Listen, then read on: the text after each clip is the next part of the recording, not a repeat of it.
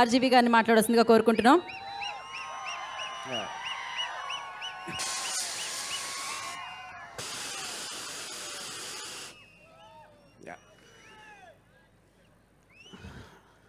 ఇప్పుడు ఇందాక అంబటి రాంబాబు గారు చెప్పినట్టు ఒక దీన్ని జస్ట్ వాంట్ రీఅసర్ట్. ఇప్పుడు సినిమా అనేది ఇప్పుడు నేను లక్ష్మీస్ ఎన్టీఆర్ తీసినప్పుడు ఒక 25 సంవత్సరాలు కిందట జరిగిన ఒక ఇన్సిడెంట్ ఆధారంగా ఆ పర్టికులర్ టైంలో ఎన్టీ రామారావు గారికి జరిగిన అందరికీ తెలిసిన విషయమే, దాన్ని క్యాప్చర్ చేయడానికి ట్రై చేశాను.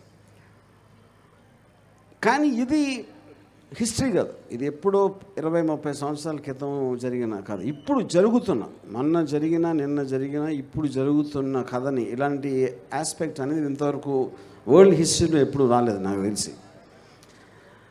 సో దాంట్లోంచి వచ్చిన ఒక కొత్తదనం అనేది నా మొత్తం కెరీర్లో అది ఆ కైండ్ ఆఫ్ ఏ అప్లికేషన్ నేను చేయలేదు.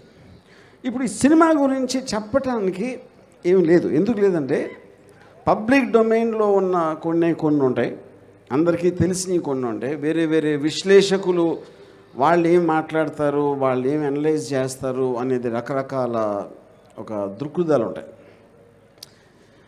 సో స్టోరీ కన్నా ఎక్కువ నా ఫీలింగ్ క్యారెక్టర్స్. ఇప్పుడు మనుషులు ఉంటారు, మనుషులు డెసిషన్స్ తీసుకుంటారు, ఏమి వ్యూహం పని తీసుకుంటారు, లేకపోతే ఎలాంటి పరిస్థితుల్లో తీసుకుంటారు, బయటికి ఎలా కనిపిస్తారు, లోపల ఏం ఆలోచిస్తారు, ఏం వ్యూహాలు పన్నుతారు అనే ఒక సైకలాజికల్ ఆస్పెక్ట్లో నేను పొలిటికల్ మనిషి కాదు, నాకు తెలియదు పాలిటిక్స్, కానీ పొలిటికల్ సైకాలజీ అనేది నాకు తెలుసు అని నా feeling as a writer and director. So ఇప్పుడు క్యారెక్టర్స్ గురించి చెప్పాలి అంటే, ఇప్పుడు నేను ఇందాక చెప్పినట్టు రామారావు కూడా చెప్పారు, చంద్రబాబు నాయుడు అనే పేరు కానీ పవన్ కళ్యాణ్, లోకేష్ అందరి పేర్లు అవి ఉండటానికి కారణం, ఇప్పుడు డెమోక్రసీలో ఒక ఒపీనియన్ చెప్తాం ఎవరైనా సరే. ఇప్పుడు ఒక చిన్న ఇదేంటంటే, వాళ్ళ లోకేష్ ట్రై చేస్తుంది వ్యూహం ఆపటానికి. తను వన్ ఆఫ్ ద థింగ్స్ ఏం పెట్టాడంటే, పిటిషన్లో ఇలాగ మమ్మల్ని కించపరుస్తున్నారు సినిమాలో. తను పొద్దున్న లెగిస్తే చేసేది ఉట్టి కించపరచడం.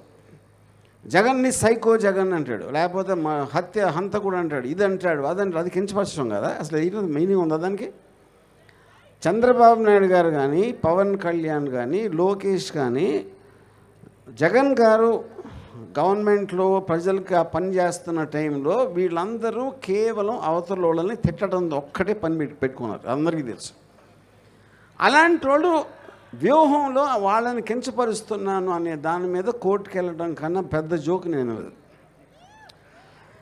సో ఇప్పుడు క్యారెక్టర్స్ వైజ్గా ఇందాక నేను చెప్పినట్టు, ఇప్పుడు చంద్రబాబు నాయుడు గారు అని ఆయన ఒక అంటే నా పాయింట్ ఆఫ్ వ్యూలో నేను ఫస్ట్ ఆయన రిజిస్టర్ చేసింది ఎన్టీ రామారావుని వెన్నుపోటు పొడిచిన. అంతవరకు నేను ఎప్పుడు ఫాలో అవ్వలేదు ఎక్కువ ఆయన గురించి. సో ఆయన ఫేమ్లోకి వచ్చిందే దాని నుంచి. వచ్చిన తర్వాత ఏమాత్రం కామన్ సెన్స్ ఉన్నా ఎన్టీ రామారావుని ఇంకా బ్యాడ్ క్యారెక్టర్గానే కన్సిస్టెంట్గా ఉంచితే అట్లీస్ట్ ఒక పాయింట్ ఆఫ్ వ్యూ ఉంటుంది ఆయన దృష్టిలో, ఆయనకు ఉన్న ఎక్స్పీరియన్సెస్ అని. ఎప్పుడైతే ఆయన పోయిన తర్వాత మళ్ళీ ఆయన దేవుడు చేసి ఆయన మహానుభావుడు ఆయనే కనిపెట్టాడు అంటే ఎన్టీ రామారావు గారికి ఉన్న ఫ్యాన్ బేసు ఎక్కడ పోతుందో అనే భయంతో అది చేయటం. సో అలాంటి వ్యూహాలు పన్నే ఆయన ఆబ్వియస్లీ అప్పటి నుంచి ప్రతిదానికి నేనే ఇది చేశాను, నేనే అది చేశాను అని చెప్పి అక్కడి నుంచి ఇంతవరకు ఆయన ఏం చేశాడో నేను ఒక మామూలు ప్రేక్షకుడిగా, one of the citizens of ఆంధ్రప్రదేశ్గా నేనైతే చూడలేదు. అప్పుడు నాకు ఒక ఒపీనియన్ ఏర్పడుతుంది తన మీద. అలాగే రంగుల రాజా పవన్ కళ్యాణ్, ఇప్పుడు ఆయన మొహానికి రంగు వేసుకుని ఒక పెద్ద సూపర్ స్టార్ అయిపోయాడు. Nobody says no, terrific, absolutely ఆయన పెద్ద ఫ్యాన్ ఫాలోయింగ్ ఉంది. ఒక రాజకీయ నాయకుడిగా వచ్చినప్పుడు నేను ఇది చేస్తా అని సినిమాలో డైలాగ్ చెప్పినట్టు చెప్పి ఆ తర్వాత ఇప్పుడు జనసేన పార్టీ పెట్టినప్పుడు నేను కూడా ఇంప్రెస్ అయ్యాను ఆ టైంలో. సో దాని తర్వాత అన్నీ జరిగిన అందరికీ తెలుసు, దాన్ని మళ్ళీ మనం రిపీట్ చేయాల్సిన అవసరం లేదు. ఇప్పుడు లేటెస్ట్గా చూస్తే ఊరు పేరు తెలియని ఒక అమ్మాయి తెలంగాణలో ఫేమస్ అయిపోయి బర్రెలక్క, అంటే బర్రెల్ని కాస్తుంది. బర్రెల్ని కాసే ఒక అమ్మాయి అంత పాపులర్ అయిపోతే ఈయన సూపర్ స్టార్ అయ్యి ఉండి బర్రె లెక్క అయిపోయాడు.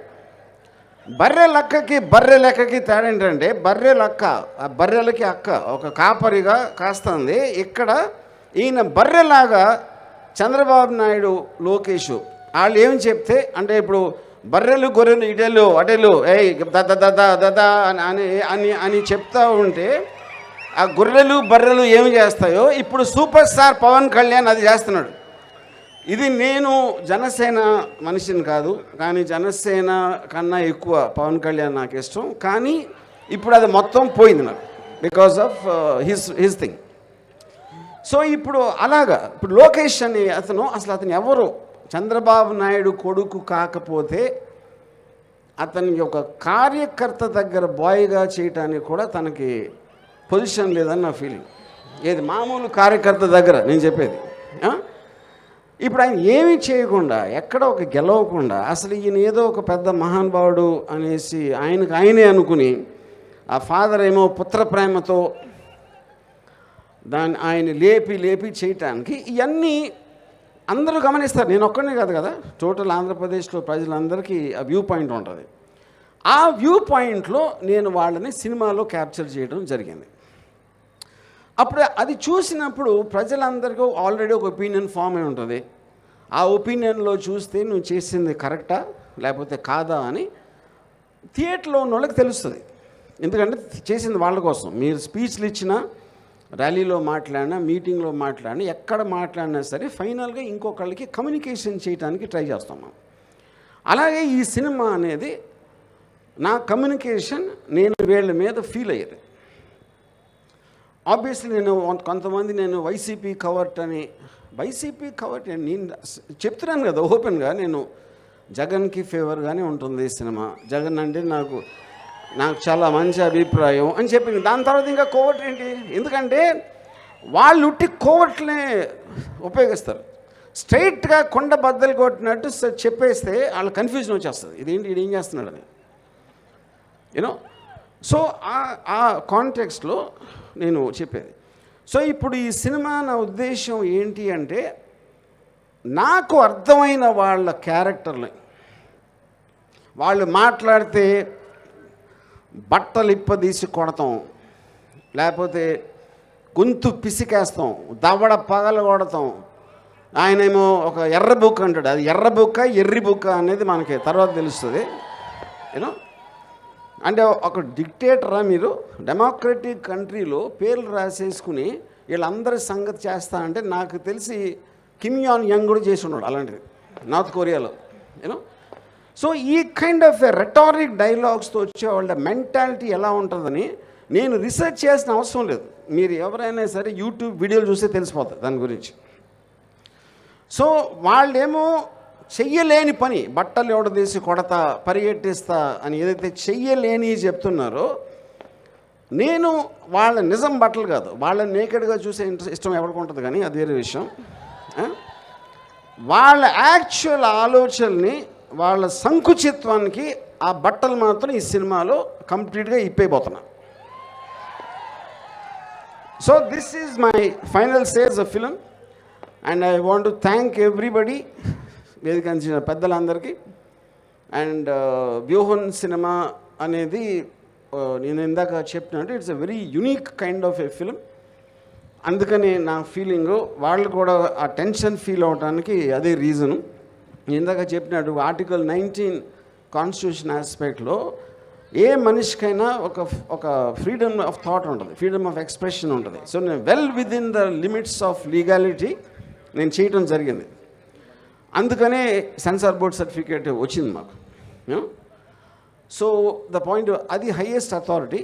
దాని తర్వాత ఎవరైనా ట్రై చేయొచ్చు, అది కోర్టులో మా అడ్వకేట్స్ ఆ రోజు వచ్చినప్పుడు వాళ్ళు చూసుకుంటారు. సో లైక్ దాసరి కిరణ్ గారు చెప్పినట్టు వీఆర్ ఆన్ ట్రాక్. డెఫినెట్గా 29th సినిమా రిలీజ్ అయిపోతుంది. Thanks. So thank you RGV garu, thank you so much.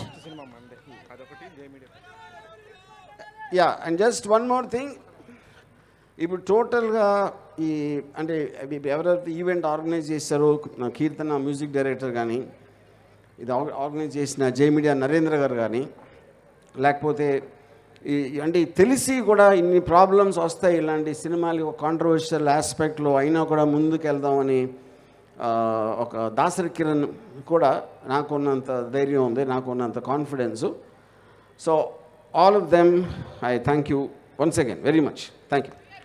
Thank you RGV garu, thank you so much. And we all are waiting for Vyooham 29th కోసం. And thank you Kiran Kumar గారు.